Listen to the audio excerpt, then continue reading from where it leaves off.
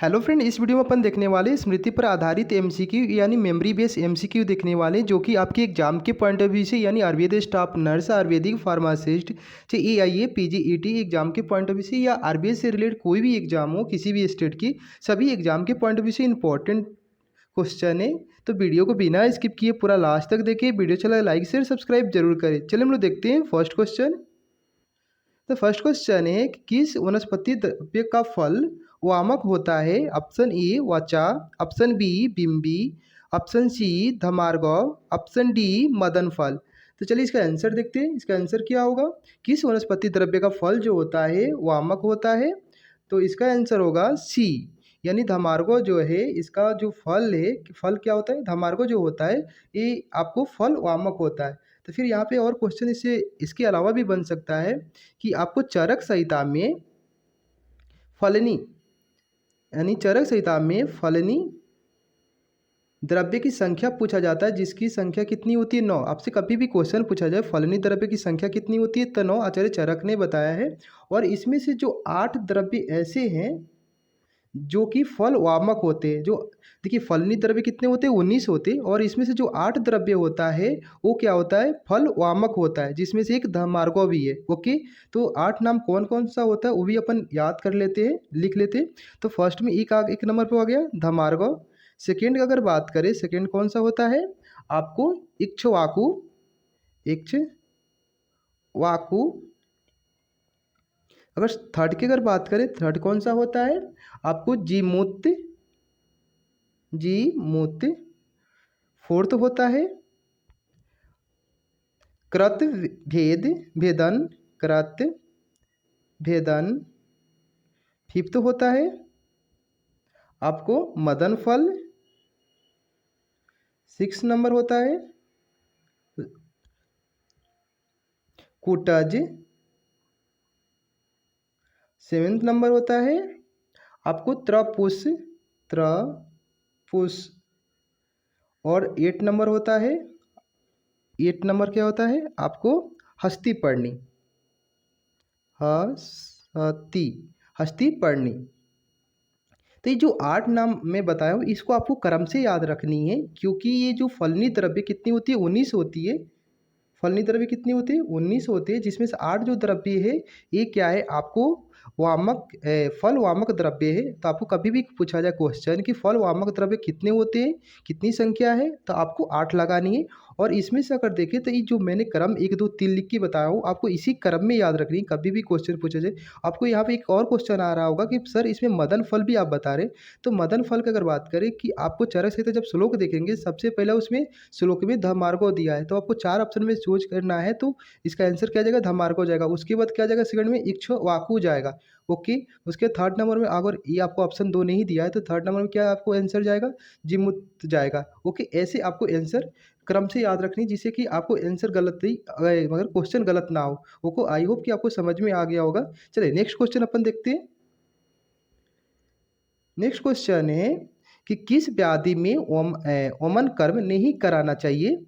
Option A गलगंड, option B अक्षी शूल, ऑप्शन सी सलीपद, ऑप्शन डी श्वास। तो जल्दी से बताइए कि ओमन कर्म में किस व्याधि में ओमन कर्म नहीं कराया जाता है। तो इसका आंसर क्या जाएगा, बी जाएगा, यानी अक्षय शूल में ओमन कर्म नहीं कराया जाता है। यानी गलगंड, सलीपद और श्वास रोग में ओमन कर्म कराया जा सकता है। तो यहाँ से आपको 2 क्वेश्चन बन गए। ओके, तो आपको ये भी याद रखनी है। चलिए नेक्स्ट क्वेश्चन अपन देखते हैं। नेक्स्ट क्वेश्चन है कि ग्रीष्म और शरद ऋतु में कौन सा स्वेदन कराना चाहिए। ऑप्शन ए महान स्वेद, ऑप्शन सी मध्यम स्वेद, ऑप्शन सी मृदु स्वेद, ऑप्शन डी उपरोक्त में से कोई नहीं। तो जल्दी से बताइए ग्रीष्म और शरद ऋतु में कौन सा स्वेदन कराना चाहिए। तो इसका आंसर क्या जाएगा, सी, यानी मृदु स्वेद कराना चाहिए ग्रीष्म और शरद ऋतु में। ओके, तो फिर यहाँ से और क्वेश्चन आप बना सकते हैं कि देखिए ये जो आपको 3 है, आपको महान स्वेद, मध्यम स्वेद और मृदु स्वेद, इस चरक के अनुसार अकॉर्डिंग टू चरक अगर बात करें तो एक बल के अकॉर्डिंग स्वेदन के 3 भेद बताए किसने, चरक ने। तो ये भी याद रखनी है कि बल के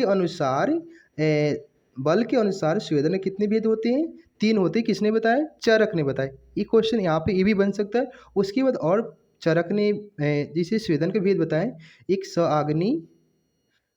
अग्नि और एक निराग्नि बताए, निराग्नि। ओके, तो देखिए चरक ने दो भी भेद बताए हैं, कौन सा? स अग्नि और निराग्नि। ओके, तो स अग्नि का भी भेद बताया है। स अग्नि मतलब कि जिसमें अग्नि की सहयोग से हम कति स्वेदन कराते हैं, उसकी संख्या, उसकी भेद कितनी होती है? 13 होता है। और निराग्नि जो स्वेद है, निराग्नि मतलब बिना अग्नि के सहयोग से हम जो स्वेदन कराते, जैसे कि अपन व्यायाम एक्सरसाइज करते हैं, ये सब आता है। तो ये किसकी संख्या इसकी भेद कितनी बताए? 10 बताए। तो आपको ये भी याद रखनी है। चरक के अनुसार दो भी भेद होता है, बल के अनुसार भी भेद, बल के अनुसार कितने होते? 3 होते, जो यहाँ पे लिखा हुआ है यही है। और स्वाग्नि और निराग्नि भी होता है। स्वाग्नि मतलब जिसमें अग्नि के संयोग से हम स्वेदन कराते हैं, तो उसकी भेद कितनी होती है? 13 होता है। निराग्नि मतलब जिनमें बिना अपन अग्नि के मगर इन्वॉल्व किए, बिना अग्नि के जो स्वेदन कराते हैं, उसकी भेद कितनी होती है? उसे निराग्नि कहते हैं, लेकिन उसकी भेद कितनी होती है? 10 होते। तो ये आपको ये याद रखनी है। ओके, आई होप आपको समझ में आ रहा होगा। चलिए नेक्स्ट क्वेश्चन अपन देखते हैं। नेक्स्ट क्वेश्चन है कि जीवादान है, जीवादान है। ऑप्शन ए वमन व्यापद, ऑप्शन बी बस्ती व्यापद, ऑप्शन सी विरेचन व्यापद, ऑप्शन डी नस्य व्यापद। तो इसका आंसर क्या जाएगा? तो इसका आंसर होगा जीवन व्यापद है। क्या है? आपको वमन है और विरेचन दोनों होता है। ओके, मैं बताता हूँ कैसे। देखिए वमन और विरेचन दोनों, इसका आंसर होगा जीवादान, जीवादान का। ओके, जीवादान का क्या आंसर होगा? वमन व्यापद और विरेचन व्यापद। ये क्या है? एक पंचकर्म का टाइप होता है। ओके, देखिए जो कि ए वमन और विरेचन, इसका ए एंड सी दोनों आंसर हो रहा है। लेकिन देखिए वमन और विरेचन को अगर ये क्या है? पंचकर्म के टाइप है। आप अगर अति योग कराते हैं पंचकर्म में, अपन अगर अति किसी मगर मरीज को अति योग, अति योग अगर अगर अति योग आप जैसे वो मन करा दिए और विरेचन करा दिए, तो उससे क्या हो जाएगा? जीवादान आपको देखने को मिलता है। जीवादान क्या है? एक उपद्रव है, किसका? ओमन और विरेचन का। देखिए जीवादान मतलब इसका अर्थ क्या होता है? नहीं, रक्त का स्राव होना। जीवादान मतलब रक्त का स्राव, रक्त का स्राव होता है। यानी अब जब आप वमन और विरेचन आप अति योग करा देंगे, एक चीज़ लिमिट से ज़्यादा करा देंगे, तो उसको क्या देखेगा? आपको रक्त स्राव हो सकता है। ये इसका क्या है? उपद्रव है। अब यहाँ पे एक और क्वेश्चन बनता है, चरक ने वमन और विरेचन का उपद्रव कितने बताए हैं? वमन और विरेचन का अगर बात करें, तो दोनों का, वमन का भी 10 और विरेचन का भी 10-10 आपको उपद्रव बताए। क्या बताए हैं? उपद्रव बताए। ये किसका हो गया? चरक का। अब यहीं पे सुश्रुत की अगर भी बात करें, तो सुश्रुत जी ने वमन और विरेचन का 15+15 क्या बताए? उपद्रव बताए। ये आपको चरक के अकॉर्डिंग हो गया। चरक के अकॉर्डिंग कितना? 10-10 हो गया उपद्रव। और विरेचन सुश्रुत के अनुसार 15 हो गया। और फिर आपको वाग्वट के अनुसार याद रखनी है। वाग्वट ने उपद्रव कितने बताए हैं? 12 बताए। ये याद रखिए, वाग्वट के अनुसार उपद्रव कितने होते हैं? 12 होते हैं। चरक के अनुसार 10-10 होता है। ओमन विरेचन का सुश्रुत के अनुसार 15-15 होता है। ओमन ये जो कि उपद्रव का एक उपद्रव ही होता है। ओके, तो आई होप कि ये भी समझ में आ गया होगा कि इसका आंसर क्यों हो रहा है। ओके, चलिए नेक्स्ट क्वेश्चन अपन देखते हैं।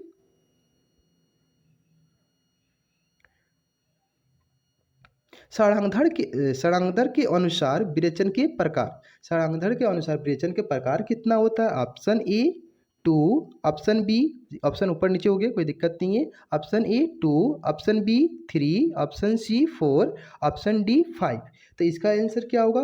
यानी षडांगधर के अनुसार विरेचन के प्रकार कितने होते हैं? तो इसका आंसर क्या जाएगा? विरेचन के यानी 4 प्रकार बताए। तो देखिए इसके अलावा भी आप याद रखेंगे, षडांगधर और भाव मिश्र, भाव मिश्र ने दोनों ने आपको विरेचन के 4 भेद बताए हैं। विरेचन के किसने किसने? षडांगधर और भाव मिश्र के अनुसार विरेचन के कितने प्रकार होता है? तो 4 प्रकार होता है। एक क्वेश्चन। सेकंड क्वेश्चन आपको याद रखनी है, चरक अनुसार आपको पूछ दिया जाए कि विरेचन के कितने प्रकार होता है, तो 3 होता है। कौन कौन सा? आपको सूक्ष्म विरेचन,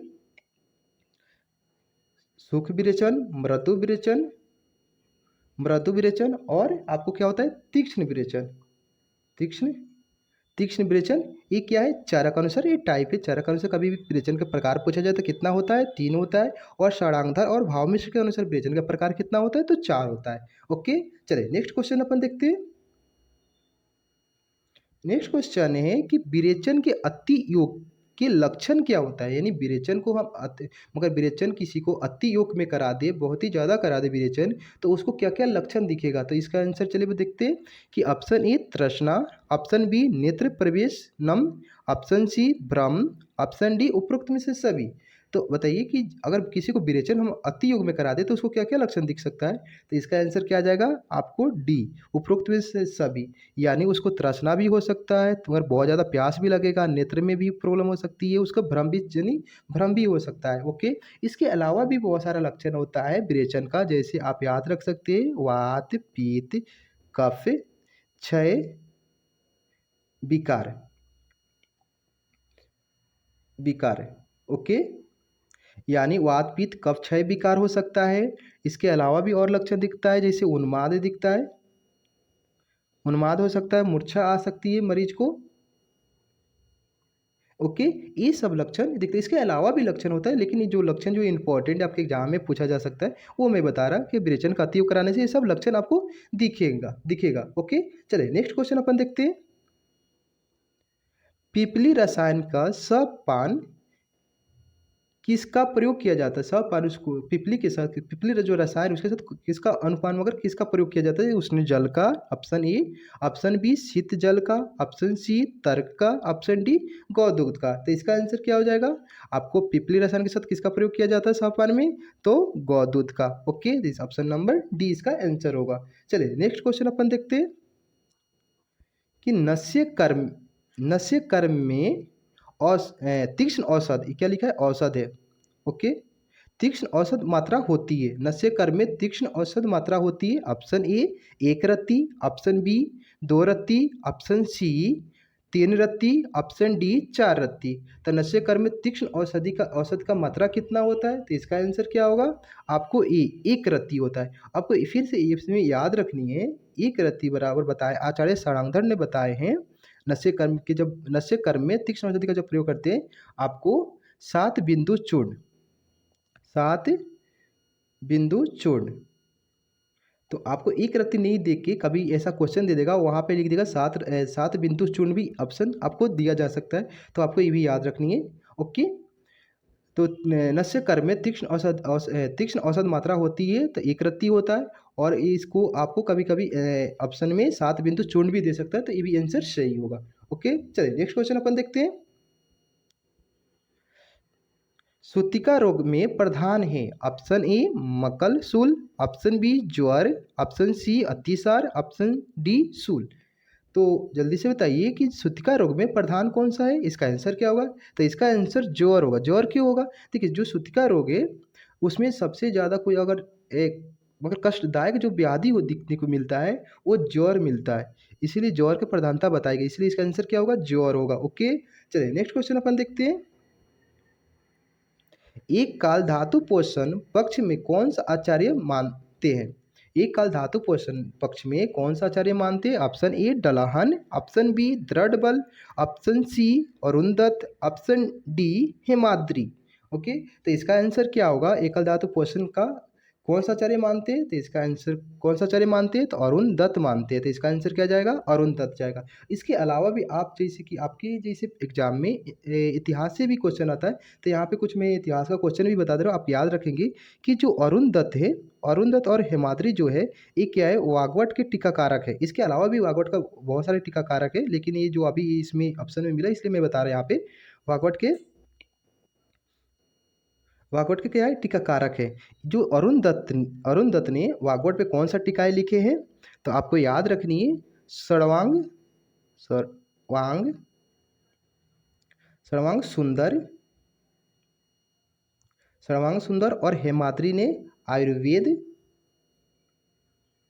आयुर्वेद रसायन, आयुर्वेद रसायन। आपसे कभी क्वेश्चन पूछा जाए कि वागट के टीकाकारक कौन है, तो अरुण दत्त है, हेमाद्री, इसके अलावा भी ये। लेकिन जो आयुर्वेद रसायन का आयुर्वेद आयुर्वेद रसायन कौन सा टीकाय लिखे हैं? तो हेमाद्रि ने कौन सा टीकाय लिखे वागवट पर? तो आयुर्वेद रसायन लिखे हैं।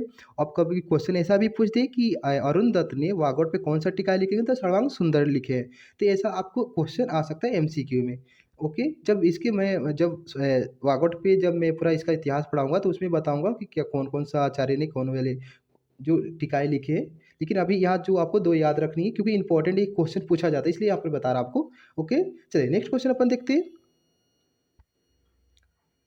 कि शरीर मन और प्राण धारण किसका कार्य होता है? ऑप्शन ए दोष, ऑप्शन बी धातु, ऑप्शन सी मन, ऑप्शन डी उपधातु।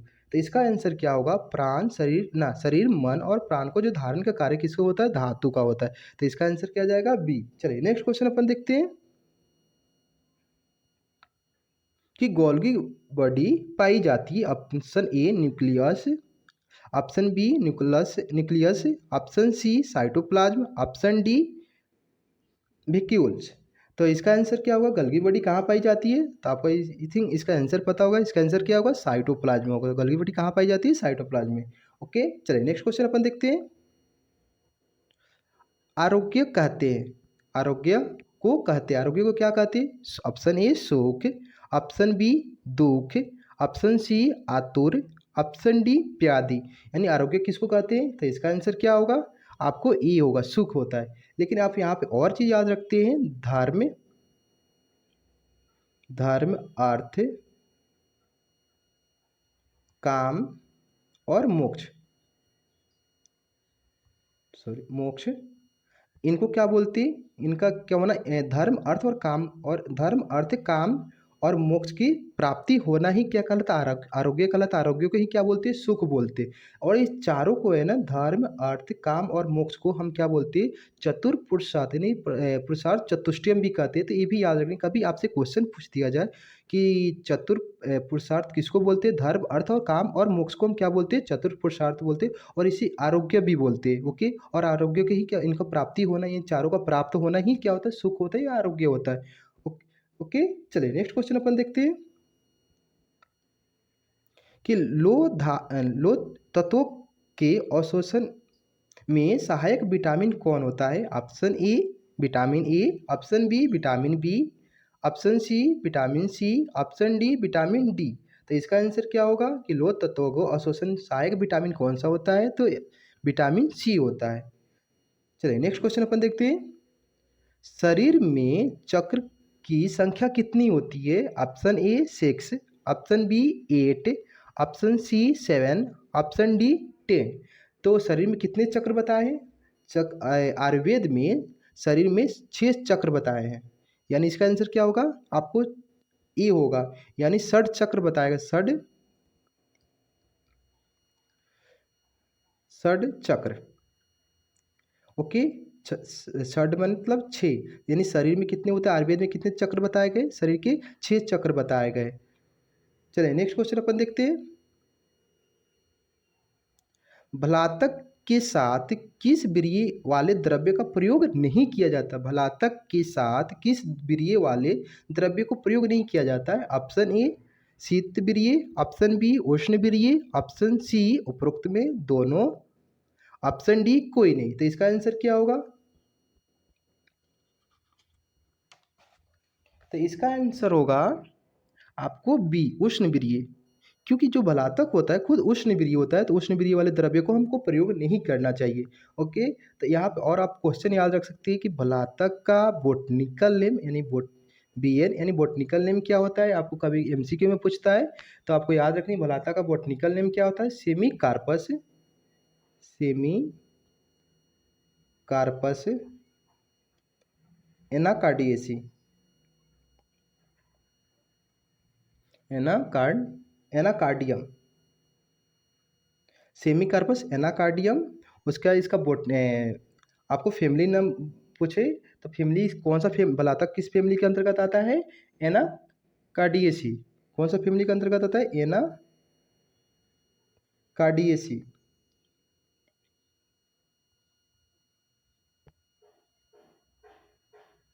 एनाकार्डियेसी फैमिली में आता है। ओके, उसके बाद इसमें और चीज़ याद रख सकते हैं, भलाता का वीर्य कौन सा होता है, उष्ण वीर्य होता है। और एक इम्पॉर्टेंट पॉइंट और याद रखनी है, भलाता को इंग्लिश इंग्लिश नेम क्या है आपको, मार्किंग नट, मार्किंग नट। ये बहुत ही इंपॉर्टेंट है, बहुत बार पूछा गया है कि मार्किंग नट किसको बोलते हैं, भलाता को बोलते हैं। चाहे भलाता का इंग्लिश नेम क्या है, मार्किंग नट। बहुत बार आपको एमसीक्यू में देखने को मिलेगा। ओके, चलिए नेक्स्ट क्वेश्चन अपन देखते हैं।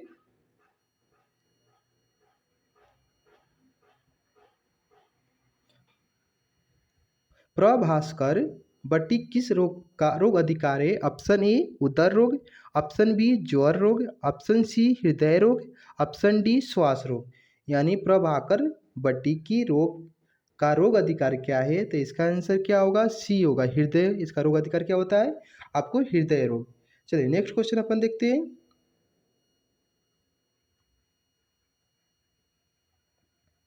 यानी प्रसव पश्चात प्लान है, यानी ऑप्शन ए शिक्षा, ऑप्शन बी परिवार नियोजन, ऑप्शन सी धन अर्जन, ऑप्शन डी मकान बनवाना। तो इसका आंसर क्या होगा, प्रसव के बाद क्या प्लान बनाना चाहिए आपको, परिवार नियोजन, परिवार योजन। ओके, चलिए नेक्स्ट क्वेश्चन अपन देखते हैं। दशांग लेप निम्न में से रोग अधिकार प्रयुक्त किया जाता है, दशांग लेप का किसमें कौन सा रोग में प्रयोग करते हैं, ऑप्शन ए ज्वर हर, ऑप्शन बी शोथ हर, ऑप्शन सी श्वास हर, ऑप्शन डी कासर। यानी दशांग लेप का किस रोग में अपन प्रयोग करते हैं, तो इसका आंसर क्या आ जाएगा, इसका आंसर आपको बी होगा, शोथर में हम दशांग लेप को, यानी इन्फ्लामेशन जो होती है उसमें क्या होता है, अपन दशांग लेप का प्रयोग करते हैं। इसके अलावा भी बहुत सारे ऐसे व्याधि है, बहुत ऐसे रोग है जिसमें प्रयोग करते हैं दशांग लेप पे, जैसे विषार्प हो गया, विषार्प, विषार्प, विष रोग, उसके बाद विस्फोट, दुष्ट व्रण। इन जले हुए स्थान पे भी हम दशांग लेप का प्रयोग कर सकते हैं। नहीं, देखिए 5 बता दिया, सोथर, विषार्प, विष रोग, विस्फोट और दुष्ट व्रण। इस अभी में हम क्या करते हैं, दशांग लेप का प्रयोग करते हैं। चलिए नेक्स्ट क्वेश्चन अपन देखते हैं। निम्न में से बगंदर का भेद नहीं है, ऑप्शन ए उष्ट्रग्रीवा, ऑप्शन बी शतपोनक, ऑप्शन सी परिजराबी, ऑप्शन डी सहज। तो इसका आंसर क्या होगा, बगंदर का भेद नहीं है, तो इसका आंसर क्या होगा, इसका आंसर होगा आपको डी, सहज। क्या होता है, बगंदर का भेद नहीं होता है। तो यहाँ पे क्वेश्चन पूछता है कि बगंदर का भेद कितना होता है, तो याद रखनी, बगंदर के 5 भेद बताया गया है। चलिए नेक्स्ट क्वेश्चन अपन देखते हैं।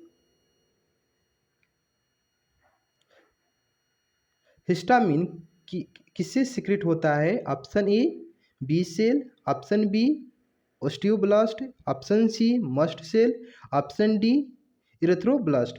तो इसका आंसर क्या होगा, हिस्टामिन का सिक्रेशन कौन करता है, आप कौन सा सेल करता है आपको, मस्ट। इसका आंसर होगा सी, मस्ट सेल के द्वारा होता है। चलिए नेक्स्ट क्वेश्चन अपन देखते हैं। कुष्ठ कुष्ठ की श्रेष्ठ औषधि है, कुष्ठ की श्रेष्ठ औषधि कौन सा है, ऑप्शन ए अमलकी, ऑप्शन बी खदीर, ऑप्शन सी गिलवाय, ऑप्शन डी नीम। तो इसका आंसर क्या होगा, कौन सा औषधि है जो कुष्ठ में श्रेष्ठ बताया गया है, तो इसका आंसर होगा खदीर। अब खदीर का कुछ आप याद रख सकते हैं, खदीर का बोटनिकल नेम आपसे क्वेश्चन पूछता है, खदीर का बोटनिकल नेम क्या है, तो आपको ये भी याद रखनी है। खदीर का बोटनिकल नेम होता है acacia, acacia catechu, acacia catechu. Okay, ये क्या है, बोटनिकल नेम है। उसके बाद ये कौन सा फैमिली में आता है, तो लेगुमिनेसी, लेगुमिनेसी फैमिली के अंतर्गत आता है। उसके इसका बीर्य की अगर बात करें, तो बीर्य, खदीर का बीर्य क्या होता है, शीत बीर्य होता है। और इसका प्रयोजांक बात करें कि खदीर का कौन सा पार्ट अपन प्रयोग करते हैं, तो प्रयोजांक, प्रयोजांक की अगर बात करें तो इसका त्वक और सार, त्वक और सार इसका प्रयोग करते हैं। तो ये याद रखनी है। इसमें कितने सारे बहुत सारे हम क्वेश्चन बता दिया कि कुष्ठ की श्रेष्ठ औषधि कौन सा है, खदीर होता है। इसका खदीर का बॉटनिकल नेम क्या होता है, एकेसिया कैटेचू होता है। कौन सा फैमिली में आता है, लेगुमिनेसी फैमिली होता है। उसका इसका बिरिये की अगर बात करें तो शीतबिरिये होता है। और इसका प्रयोजन यानी खदीर का कौन सा पार्ट अपन प्रयोग करते हैं, तो त्वक और सार प्रयोग करते हैं। चलिए नेक्स्ट क्वेश्चन अपन देखते हैं कि शरीर में सर्वाधिक ऊर्जा का स्रोत है। Option A protein, option B carbohydrate, option C vitamins, option D खनिज। वो ऑप्शन ऊपर नीचे हो गया है। Option A protein, option B vitamin, option C carbohydrate, option D खनिज। तो इसका आंसर क्या होगा, तो इसका आंसर होगा सी, यानी कार्बोहाइड्रेट क्या होता है, सर्वाधिक ऊर्जा का स्रोत होता है। चलिए नेक्स्ट क्वेश्चन अपन देखते हैं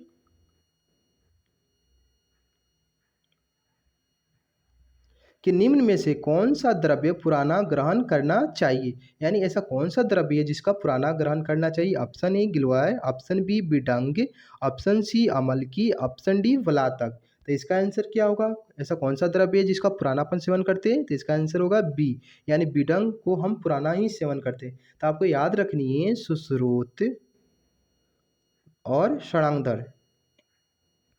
सुश्रुत और षडांगधर ने आपको हमेशा बताया है पुराना द्रव्य का सेवन करना चाहिए। अब पुराना द्रव्य कितने होते हैं आपको ये भी याद नहीं, पुराना द्रव्य कितने होते हैं बताया, 6 ऐसे द्रव्य होते हैं जिसको हमेशा पुराना सेवन करना चाहिए। आप उसका नाम याद रख सकते हैं। एक में जैसे बिडंग आप याद रख लेंगे, सेकेंड में पिपली,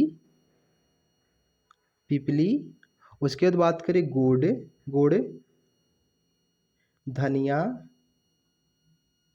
धनिया, उसके बाद मधु और घी, यानी घृत। ओके, 6 जो ऐसे द्रव्य हैं जिसको हमेशा पुराना सेवन करना चाहिए। किसने बताया, सुश्रुत और षडांगधर जी ने क्या बताया है कि 6 ऐसे द्रव्य होते हैं जिसको हमेशा पुराना सेवन करना चाहिए, बाकी और सब द्रव्य आप नया सेवन कर सकते हैं। तो ये आपको याद रखनी है। ओके, चलिए नेक्स्ट क्वेश्चन अपन देखते हैं कि निम्न में से बैक्टीरियल डिसीज है। Option A measles, option B TB, option B rubella, option D smallpox. तो इसका आंसर क्या होगा, बैक्टीरियल डिजीज कौन सा है, तो इसका आंसर होगा बी, यानी टीबी है। आई होप आपको अच्छा लगा होगा, तो अच्छा लगा तो वीडियो को लाइक शेयर सब्सक्राइब जरूर करें। फिर चलिए मिलते हैं फिर नेक्स्ट वीडियो में। Thank you.